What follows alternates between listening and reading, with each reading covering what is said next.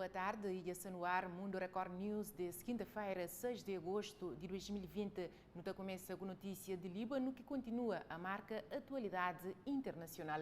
Enorme explosão que atinge Beirute já deixa pelo menos mais de 130 mortos e mais de 5.000 feridos. Centenas de milhares de pessoas continuam desabrigadas. Os hospitais também foram atingidos pela força da explosão. Janelas e portas foram quebradas. E mesmo assim, ainda precisam atender milhares de pacientes. O sistema médico está sobrecarregado. E a cidade enfrenta danos de até 5 bilhões de dólares, o equivalente a mais de 26 bilhões de reais. Milhares de pessoas foram registradas como desaparecidas e muitos parentes andam pelas ruas destruídas em busca de quem sumiu. Esta noiva fazia um ensaio fotográfico quando a explosão aconteceu. Hoje, ela e o marido voltaram ao local. Israa Seblani disse que está feliz por ter sobrevivido, mas achou que iria morrer quando escutou o barulho da explosão. Estas imagens de satélite mostram o antes e o depois. Um drone também sobrevoou o local hoje.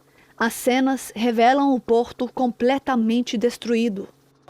O presidente do Líbano, Michel Aoun, esteve no local e disse que 2.750 toneladas de nitrato de amônia, composto usado em fertilizantes e bombas, causaram a explosão. O material teria chegado à cidade a bordo de um navio de carga de propriedade russa há mais de 6 anos. Um comitê especial foi criado para investigar a causa da explosão. As autoridades foram alertadas pelo menos 6 vezes sobre o perigo do material armazenado, tanto pelos chefes do porto e da alfândega, mas também por uma equipe de inspetores 6 meses atrás. O governo libanês ordenou que as autoridades portuárias sejam colocadas em prisão domiciliar pelos próximos dias. O principal silo de grãos do Líbano também foi destruído, deixando o país com reservas de trigo de menos de um mês. O ministro da Economia afirmou que ainda há farinha suficiente para evitar uma crise.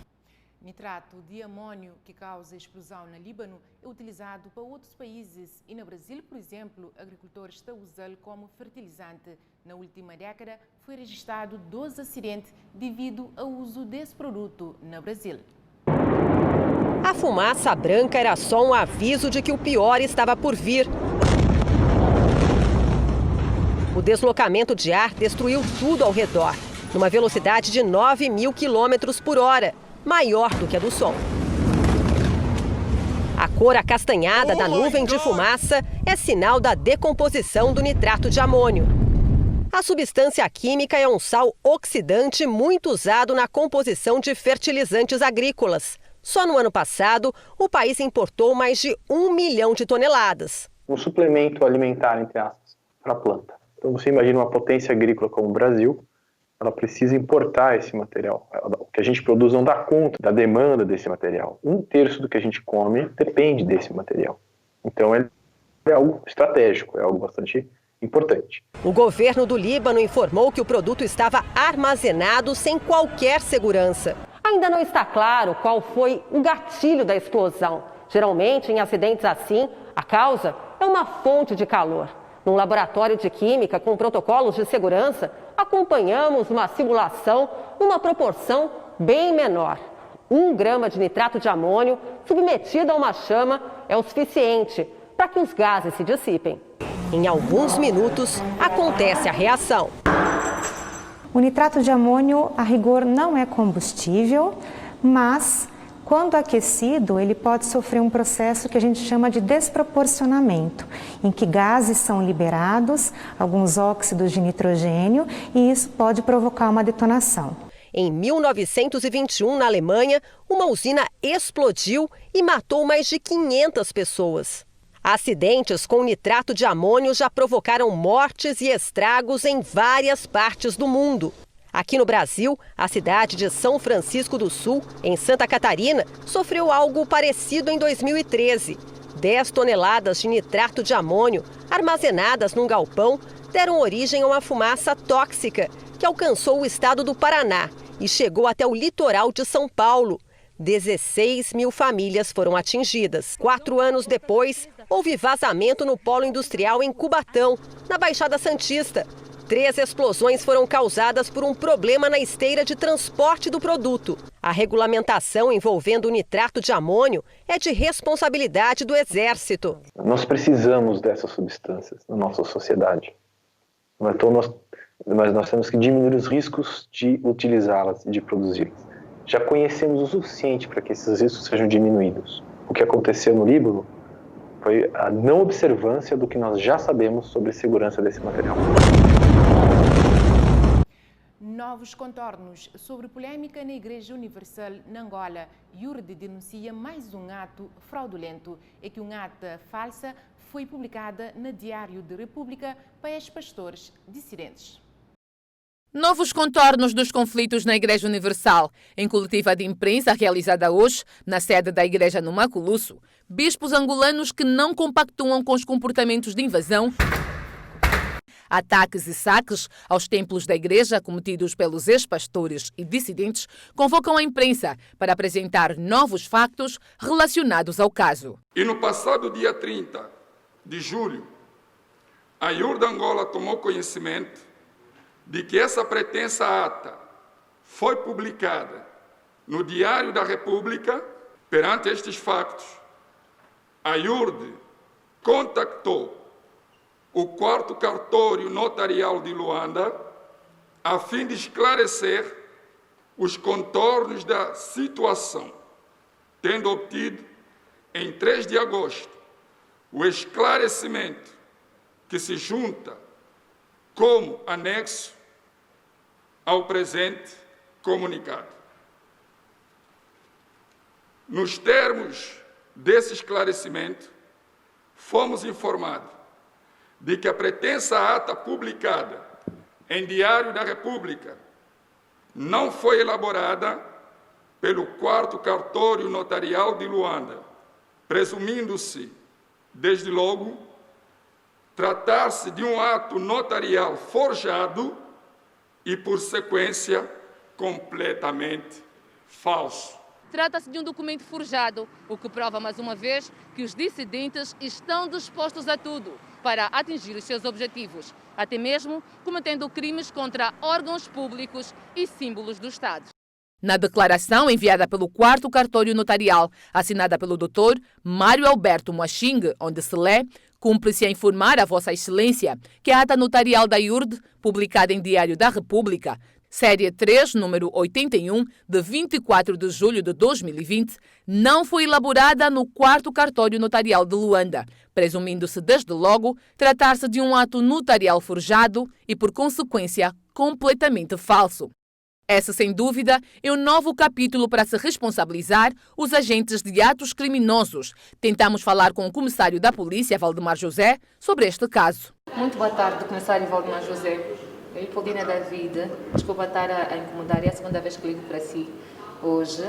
A Universal fez uma conferência de imprensa hoje de tarde para declarar que a ata que foi publicada em Diário da República pelo grupo dos ex-pastores dissidentes é falsa, segundo uma declaração do 4º Cartório Notarial. E nós gostávamos de saber, neste caso específico, não é, em que um crime declaradamente foi cometido contra um órgão do Estado, não seria passível de uma prisão? Por falsa, os indivíduos que estão a negar a falsidade têm que intentar essa ação, têm que apresentar queixa, porque havendo falsidade e não havendo ainda flagrante delito, porque já passou, flagrante delito tem que ser no momento, então depois vai correr um processo de crime junto ao Serviço de Investigação Criminal. Um advogado especialista fala sobre o assunto e detalha as consequências desses atos criminosos. É importante referir que, para além dos cabecilhas que são tidos como autores morais e também materiais, todos aqueles que participaram da Assembleia e rubricaram a ata são tidos como testemunhas. E as testemunhas do crime de falsificação são punidos como cúmplice nos termos do artigo 221 do Código Penal, que estamos perante uma associação criminosa. Ou seja, nos termos do ordenamento jurídico angolano, estamos perante uma associação de malfeitores. A IURD declara em comunicado oficial que continuará a adotar todas as medidas necessárias para pôr cobro à atuação criminosa daqueles que se intitulam Comissão de Reforma. Ainda na Angola, transferências sociais monetárias a famílias carenciadas em função da pandemia de Covid-19 beneficia apenas 3 municípios de Luanda, que foi selecionado nessa primeira fase. Hoje Nilson chora, enquanto o irmão gêmeo Tonilson come o seu almoço tranquilo. E o outro irmão, Santos, de 11 anos, acarreta água para casa. Tudo isto acontece aqui na casa do Sr. Francisco Manuel. Ele vive com a esposa e 8 filhos. Antes da pandemia já passavam muitas dificuldades. Agora piorou. Está desempregado desde o mês de abril. A empresa onde trabalhava na área da limpeza decidiu reduzir o número de colaboradores. É isso que estamos a passar com ele mesmo. Não estamos a comer mesmo. Aqui é a sala e também cozinha e o quarto é ali.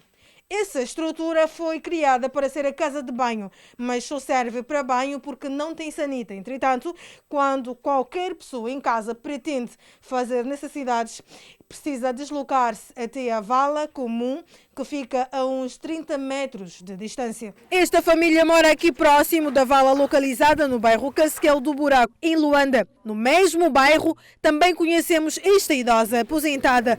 Todos os dias faz o impossível para alimentar os seus e depende da boa vontade de terceiros. Mesmo passamos o dia fome, de vez cozinhar massa, ceole. No país, infelizmente, centenas de pessoas vivem nesta condição e a Covid-19 tornou o quadro ainda mais difícil. Um memorando foi assinado hoje no Governo Provincial de Luanda para garantir saúde, nutrição e proteção melhorada aos menores. As crianças dos 0 aos 5 anos estarão a receber 5.000 kwanzas por mês. A iniciativa é denominada Luanda Emergência Covid-19, mas o Sr. Francisco ainda não será contemplado, porque o projeto, numa primeira fase, vai apoiar apenas 1.200 crianças previamente selecionadas, segundo a governadora Joana Lina.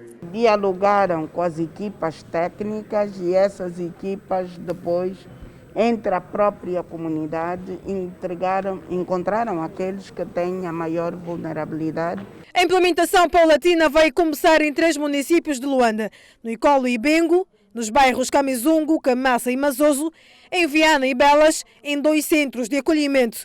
Com uma duração de 6 meses, estão inicialmente cadastradas 519 famílias e 908 crianças. A iniciativa foi aplaudida pelos populares. E que não fica só por aqui, né? Não é por causa da pandemia que as pessoas têm necessidade. As autoridades não informaram o valor exato do financiamento, uma vez que tende a aumentar à medida que outros parceiros forem abraçando o programa. Mas, no entanto, nós calculamos pelo menos o valor mensal, que dá um total de 4.540.000, calculando 5.000 kwanzas vezes 908, que é o número de crianças selecionadas a receberem ajuda nesta primeira fase. Estas transferências monetárias têm o financiamento da Agência Sueca de Cooperação Internacional para o Desenvolvimento, através da Unicef, o órgão que afirma que Angola ainda tem muitas crianças em desnutrição. Explicou qual foi o método para se chegar ao valor de 5.000 kwanzas por criança. O valor foi elaborado a partir da cesta básica rural. Obviamente não é um valor que resolve a vida da pessoa, é um valor que apoia no momento de dificuldade. Já na Moçambique, uma reportagem terá no conta de problemas no sistema sanitário e mercado sem condições para venda na cidade de Maputo. Era uma batalha vencida pelo município. As ruas de Chamanculo e de outros bairros próximos já estavam livres de vendedores, pois tinham sido alocados neste mercado. Consta que abandonaram o mercado por conta de péssimas condições. As bancas têm pequenas dimensões que não acolhem tanto produto à venda, além de serem à base no material precário em avançado estado de degradação. Ferrugem e musgos é o que mais se vê. O tacto permite penetração dos raios e não protege as bancas da chuva. Isto aqui está quase para cair. De baixo os ferros já estão a se cortar. Estes tetos aqui, de qualquer maneira, cai. Pode nos arejar mesmo aqui dentro do mercado. Já isto aqui queremos condições de arranjar isto aqui, porque compramos bilhete. O sistema sanitário não existe, apesar destas pequenas casas de banho. O esgoto está danificado. Quando chove, toda a água da casa de banho enche aqui, ninguém entra. Mesmo ele ali está a sofrer, ele sai dali e vem ficar aqui. Por causa da chuva, casa de banho sujo, não sei lá o quê, pisarmos. Esta é a parte traseira da infraestrutura sanitária do mercado, onde os vendedores se socorrem para suas necessidades biológicas, não podendo aceder ao interior dos sanitários por conta da imundície difícil de suportar. A gente tem que fazer lá, isso atrás de casa de banho. E outro sítio lá atrás de que era o hospital antigo. A gente vai lá ou ali. Dizem ter apresentado a preocupação às autoridades. Nós procuramos saber das autoridades das condições do mercado. Nós não negamos de entrar dentro do mercado. Nós perguntamos, assim que a gente é para entrar dentro do mercado, o mercado não está em condições, a casa de banho também não está em condições. O município disseram que tinha um patrocinador que ia vir para cá para vir ver o mercado, para deixar o mercado em condições. Desde já até cá abandonamos o mercado porque o mercado não tem condições. Só uma banca de venda de verduras e uma barraca de refeições é que funcionam no interior do mercado. Ali na cidade de Praia, rua do Hospital Agostinho Neto está de cara nova depois de inauguração de obras de requalificação. As ruas do Hospital Agostinho Neto e o Liceu Domingos Ramos estão de cara nova após as obras de requalificação que custaram cerca de 47 mil contos. A rua do hospital fica interessante, gosto, sobretudo na Covid, tem bancos para pessoas sentar, tem iluminação à noite, muito interessante. Também requalifica completamente a Praça de Liceu Domingos Ramos, faz asfaltagens transversais. Todo um conjunto de obras à volta de 47 mil contos. A única parte histórica do platô que só falta para terminar para a ficha é a segunda fase de requalificação de Ponta Belém. Feito isto, não tem praticamente o platô completamente reabilitado. A rua que recebeu o nome da doutora Helena Lopes da Silva, falecida em Portugal, reveste de uma justa homenagem, defende o diretor clínico do Hospital Central da Praia. É uma senhora que trabalhou conosco tanto nas enfermarias como no bloco operatório, sempre esteve presente conosco, contactamos à distância, de modo que eu acho que é uma justa homenagem à doutora Helena. Um trabalho belíssimo e que não só traz realmente uma melhor estética para o hospital logo à entrada, como também serve para acolhimento e disciplinar os nossos utentes.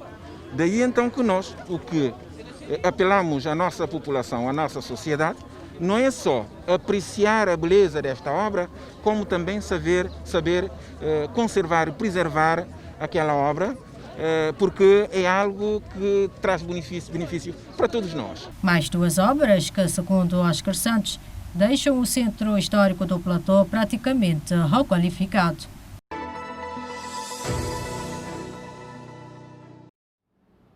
Evidências apontam a Covid-19 que passa de mãe para filho através de amamentação e a nível mundial já desenvolvido campanha para incentivar mães a amamentar seus filhos, mesmo em tempos de pandemia. O OMS declara 1 a 7 de agosto como semana de aleitamento materno e ali na Cabo Verde, Jorge Barreto chama atenção para a prevenção de mães durante o ato de amamentação. E uma das medidas é usar sempre máscaras, tendo em conta contacto direto com o bebê.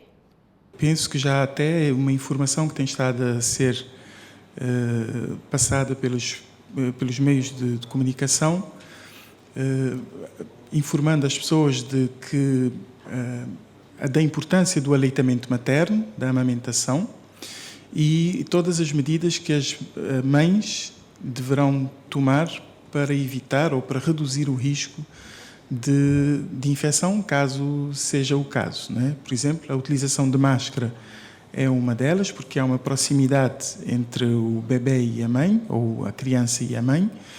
Portanto, o uso de máscara é a questão da higienização das mãos também é uma outra medida e, a princípio, pelo menos das evidências até este momento, não se constatou a transmissão do vírus através do leite, não é?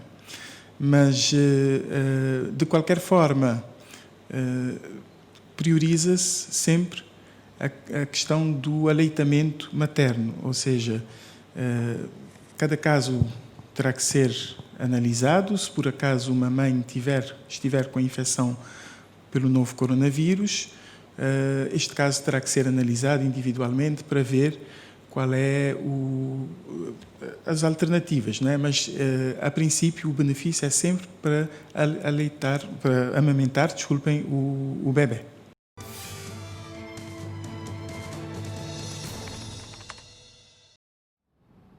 E momento gosto é para vista de imprensa. Mais informações com Idalina Ramos. A R7 destaca nesta quinta-feira que Líbano decreta estado de emergência para 15 dias em Beirute. Record Europa também traz Beirute 137 mortos e pelo menos 100 desaparecidos. Mais de 5 mil feridos e 300 mil pessoas ficam sem casa. A Euronews Pacífico traz a campanha anti-vacinação se preocupa médicos no Reino Unido. Enquanto que Al Jazeera está que fogo mata pacientes com coronavírus em hospital indiano. Mundo ao Minuto destaca que Estados Unidos da América com 1.262 mortos e mais 54 mil casos nas últimas 24 horas de Covid-19. Angola também traz notícias de Covid-19 sobre a África do Sul, que se registra 345 novos mortos, incluindo 12 crianças. Para o último voto, traz que São Tomé e Príncipe, autoridades estão permitir legislação contra a pesca ilegal. E não coloca assim ponto final no Mundo Record News desta quinta-feira informativa. Fica agora na companhia de Hoje em Dia.